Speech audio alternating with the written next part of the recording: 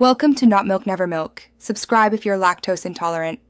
In this video, I will show how to make mixed seeds at home, full guide. Toast seeds gently in a dry skillet over medium heat for 3 to 5 minutes, stirring until fragrant. Then cool, season, and store in an airtight jar. Use a mix of sunflower, pumpkin, sesame, and flax for varied flavor and texture. I'll walk you through roasting times, seasoning ideas, and storage tips so you can make batches with confidence. Combine seeds with a light spray of oil, toss to coat, and spread in a single layer on a tray. Roast at 325 degrees F, shaking every 5 minutes until golden. Cool completely before seasoning to maintain crunch. I'll explain timing for different seed sizes, salt and spice options, and how to test doneness without burning. These small tweaks make your mixed seeds crisp, flavorful, and perfect for salads or snacking anytime. Quick recommendation: if you're enjoying this video, please subscribe and like to support more recipes.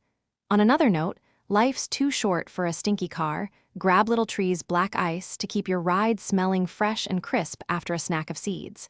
Check the description for the link and other deals and coupons to save time and money. Thanks for the support. Now let's get back to the video.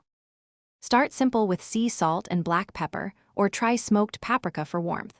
For sweet-savory mixes, add a touch of honey and cinnamon with coarse salt. For spice lovers, use chili flakes, cumin, and a squeeze of lime after cooling. I'll give proportions that scale, explain pairing flavors, and suggest alternatives for allergies and low-sodium diets so you can craft blends that match your taste and pantry and storage. Thanks for watching. If this was helpful, leave a like and consider subscribing. See you next time.